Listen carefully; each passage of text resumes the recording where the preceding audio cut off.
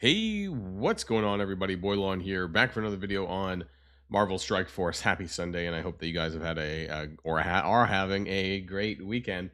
I want to do a little bit of a update, I guess, from the Friday blog where we saw the crazy training module event that's going to be taking place next week. There is some, I guess you could say, clarifications as to how this might work through some things that I missed in the data mines. There are some indications that you will be able to convert your convert some of your possibly your lower training modules to higher training modules, and also power cores into training modules as well. So for those who maybe aren't super prepared for that, now there's totally the option to just pass this event, right? It's going to be for both Purple 4 for the Alliance leaderboard parts, and then Purple 5 for the individual leaderboard. All that's really going to be tied to training modules. I find it really funny because I thought they were trying to move away from hoarding, but now it seems more and more that they're either trying to liquidate players' resources, or they're also, people like myself, I suppose, who are hoarding just unintentionally, are going to get to benefit from that. We'll talk about that more in today's video. So if you're ready to go, everybody, let's boil this down.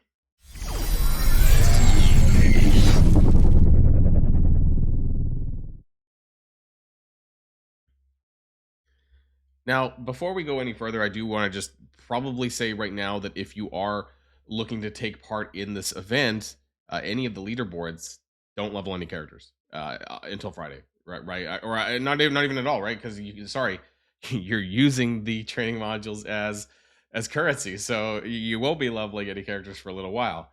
Now, that's a hard sell, right? Unless you're really at the top end and you have everything already leveled. The problem is you might have been a little screwed if you had already recently leveled up a character, because I think I mentioned this on my video on Friday that, when you do a standard leveling up of a character, and we're just taking Doctor Strange just for example here, right? It takes from the top first. It takes these gold training modules, and it's these gold training modules that you're going to be needing for the event next week. Now, it seems like you might be able to convert up like blues to yellow, gold, or purples to gold, or something like that. Something else that you could also do is that if you had an excess an excess of training modules, but on the lower colors, you could just do this. It's super tedious, but you can hold down the button on the various colors, and it would just use that. Because if you use the scaling thing, right, it converts to the top. It just makes you want to use the Elf Force first.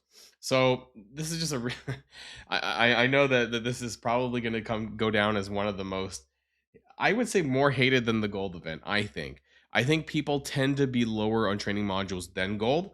In my opinion, I believe there is a little bit more gold in the game in general than training modules. Because if you were to count all of the training modules that I have compared to how much gold that I have about, I think, about 150 million gold more than what I actually own in training modules, which means that I would not even be able to spend all of my gold because of training modules. So I think most people are in that same boat, that they have far less training modules in general than gold. Okay, so just don't level a character if you want to engage in those events. Let's talk about that again, just to clear up a few things. There is going to be 2 leaderboards. Some people think that it's just one leaderboard, or the points for this is just going to go into one. I really don't think that that is the case, because both of them talk about compete on a leaderboard, right? They're completely separate events. I don't know how that would be if there are 2 milestones but pool into one leaderboard. I just don't think we've never had that in the history of Marvel Strike Force, so I don't see that being the case. So they're going to be 2 separate milestones, both with their own ranking leaderboards, which I think is going to be interesting because from an Alliance perspective, right, you're going to need to ask your Alliance members to either open Vampire Orbs or to open Zombie Orbs, which both, again, have their own leaderboard events. So I don't know. I have to decide. I mean, probably the Zombie Orbs will most likely, they will contain Zombie Scarlet Witch, because that's in the data mines as well. So, I mean, if you're going to do anything, it sounds like the Zombie Orbs, but then maybe more alliances are going to be competing in the Plague Rising version of the milestone event, rather than the Vampire one, because nobody needs, it's Morbius, Blade, and Oath that are going to be in the Orbs for the Blood Rain event, and then these 3, who obviously Zombie Scarlet Witch is not yet farmable. So I think the Zombie one, the Plague Rising event, is going to be more popular as far as points go. What does that mean? it means that maybe if you want more T4 ions, that you should actually be doing the vampire event, because less people are going to engage in that, I think, because the characters are all farmable. And then after, of course, after saying that just now, maybe I've just reversed the trend. But we'll see come Friday. So all of this is just like a major public service announcement. And then, of course, all of this just gets cycled into the Curse of Eternity event, because in order to score, the free to play input for this would be just opening vampire orbs or zombie orbs, right? Outside of the other stuff, which would be like having Living Mummy unlocked, which may or may not, to be honest, may or may not even have that much value. In previous events, unlocks for characters have been, I don't know, 5,000 points or maybe 10,000 points. But if opening one vampire or zombie orb is worth, say, 500, and we're opening just crazy, or some of us are opening crazy tons of these orbs, then spending the power cores on Living Mummy to unlock him might not actually have that much value. Okay, so to unlock a character straight out of cores typically ends up being around 8 or 9,000 cores. We do have 25 shards for Living Mummy though, and I think if you do before Friday, if you do the Twitch drops, you get an extra 10, so that'd be 35 out of 100. So maybe the unlock wouldn't cost too much, maybe down towards like 5 to 6k instead of the other number. So it might be a little bit easier, but regardless, you will be able to convert using power cores to get more mods if you need it. Some other things that I would recommend before going into that event, of course, which we'll talk about closer to the time, but just as more of a public service reminder, I guess, is like some people might not, maybe don't realize that they might have some training. I do open my training orbs regularly, and I started doing that more recently. But some people might be sitting in them, right? If you've never hit the bottom of the barrel of your training modules, some people might just have your training orbs lying around, and also it's pretty deep into the orbs section of the store, so it's very easy to miss this kind of stuff, right? Like I don't often go around my shop, opening up all of the orbs that I do actually have. Speaking of orbs, maybe I'll get lucky. They do get gold. Sometimes I've got like 4 million gold on the side. They're not terrible for free orbs, I suppose. Anyways, I digress there a little bit. Okay, so let's jump on over to the Datamine, because there's a few things that I want to talk about. We should have that open up here. We also have the Zombie Kestrel event that's coming up soon. Amassed Horde. Now, I think that this is going to be a showcase event, and because it says the Amassed Horde event is coming, join Kestrel Zombie and the rest of the Undying as Hela fights her way through a secret facility in search of her prize. Earn incredible rewards by playing each day. So here's the thing, right? Is this finally going to use the Undying energy so that we can actually have a farmable showcase? It says incredible rewards each day. So I hope, because the last 3 events, the Iron Man event, the Juggernaut event, and the Scarlet Witch event, has had no farmable rewards that we could use that energy on, and I'm so sick of that red dot being there. Anyways, we have the Damon Hellstrom burst, because why not? They love these bursts and like the G20 bursts and all this kind of garbage. These paid milestones, they love this shit. Coming soon, Blood Rain. We know this. This just appeared in the data mines on Friday, but that was obviously on the blog there, and that's where it actually tells you about the characters that are going to be in it. Morbius, Oath, and Blade in Blood Rain, and I didn't post it actually, but this was my preview. Yeah, okay. I don't know why I was scrolling up. Sorry, guys. I didn't post it, but the Plague Rising event in the data mines did actually confirm that Zombie Scarlet Witch will be in the orbs. I just didn't post it here in the data mine section. But we do have the Plague Rising. This stuff is from the offers. Okay. So it says direct HC, and HC is power cores. I forget what HC stands for, but this is basically like your premium currency. So it even says it right here. I just don't know why it's called HC.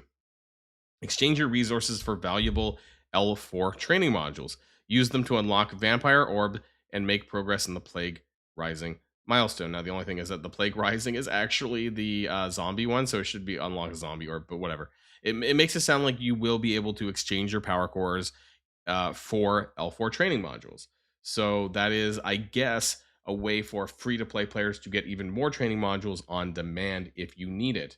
And then it seems like, based on this, Direct L1, Direct L2, and L3 It's not super clear on this, but there might be some way that you can exchange your green, your blue, and your purple training modules for L4, because this makes it sound like, because there's a direct conversion of power cores to L4s, that L4s will be the modules that you need to open those orbs for the events.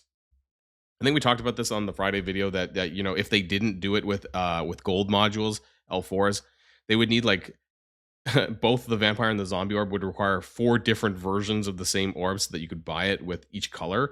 So because they probably don't want that bloat, I imagine that it's going to require L4s to unlock, and this makes the most sense as far as the amount of training points that the gold is worth. It's like 10,000, right? And it's worth 10,000 gold.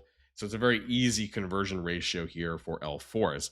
That being said, like I said before, right, if you're not prepared for this, then this could be a pretty big problem, because if you had leveled a character, it'll instantly drain those top end gold modules, right? And that again becomes a problem if those, which it seems to be, that those are going to be the input for the event. Other things that have happened over the weekend, of course, we have had the end of Battle World 1.